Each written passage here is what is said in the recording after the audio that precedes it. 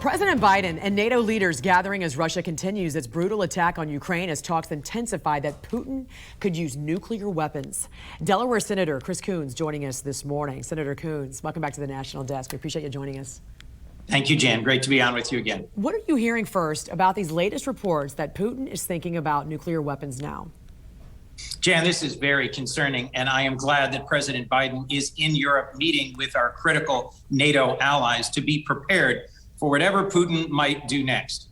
The Russian invasion of Ukraine is bogging down, both figuratively and literally. Their tanks are getting stuck in the mud, their conscripts are abandoning their vehicles, and the brave Ukrainian people are fighting far more effectively than I think the Russians had ever estimated. That's why there's wide concern that Russia might escalate, that Putin, rather than negotiating some end to this war, might use either chemical or even nuclear weapons to try and shock the Ukrainians into surrendering. Yeah, speaking of which, I know you're friends with the president, and I know before he left to go to Brussels, he said there was that real threat of Russia deploying chemical weapons.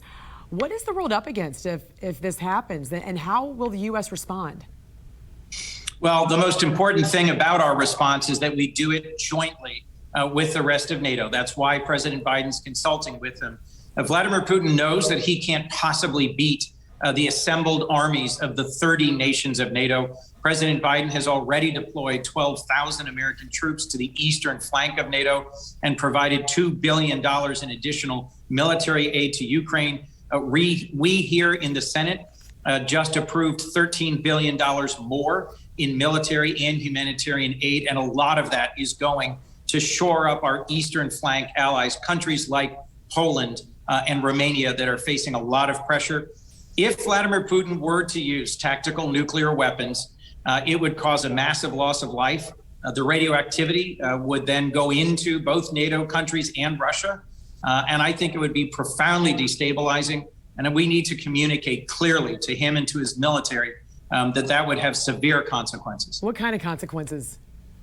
Well, I think that's for the military professionals, the intelligence advisors to the president to conclude. But I think we need to make it clear to Putin that he would lose the war in Ukraine. He's already on his way towards losing. But if he thinks that by escalating, he could somehow win the conflict in Syria, he needs to be told that's wrong. We've watched what he's done in Syria. In Syria, where Assad's forces were also beleaguered and bogged down, they escalated by being more and more brutal against civilians and using chemical weapons. There has to be consequences for actions like that. And I look forward to hearing from the president and his senior advisors when they come to brief the Senate upon his return from Europe next week. If that were to happen, as a senator, would you support sending troops into Ukraine? If our military and intelligence advisors said that that would succeed in stopping Putin, and we had a reason to believe that that escalation, that direct conflict with Russian troops would succeed, yes. Senator Coons, I have spoken to 2 Ukrainian members of parliament who have been begging for help from the U.S. and other allies. Just last week, I talked to Ukrainian member Kira Rudik. I want you to listen to what she had to say about what she needs. They will be continuing bombarding. There is nothing that we can do about this. There is literally nothing that I or my resistance team or any Kyiv citizens can do about. And this is why we are pleading for a no-fly zone or any variant of no-fly zone, because it's out of our control. There is nothing you can do when there is a missile or bomb coming into your home.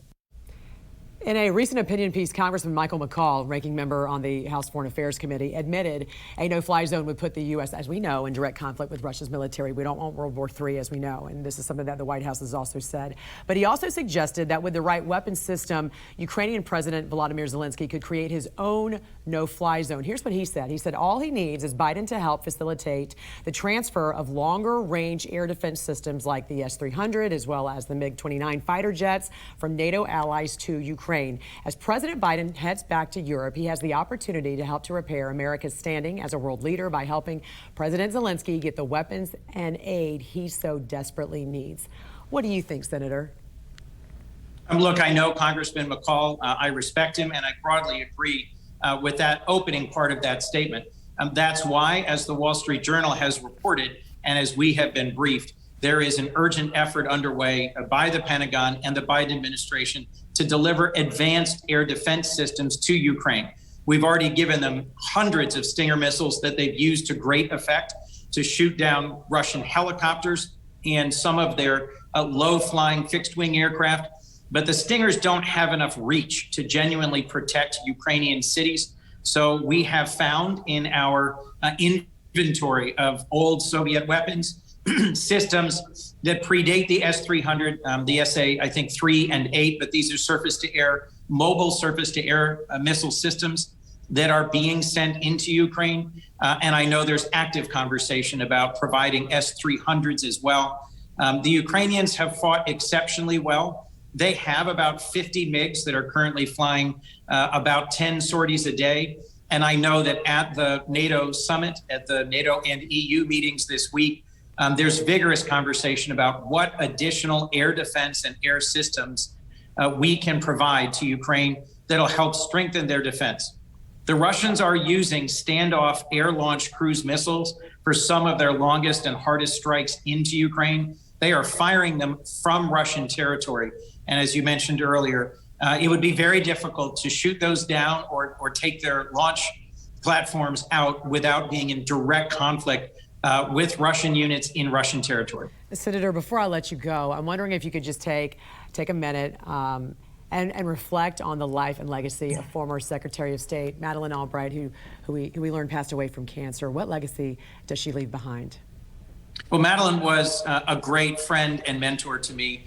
She had a wicked sense of humor. She was an engaging and thoughtful publisher, speaker, commentator. She broke several glass ceilings. She was the UN ambassador for the United States. She was the Secretary of State under President Clinton, the first female Secretary of State.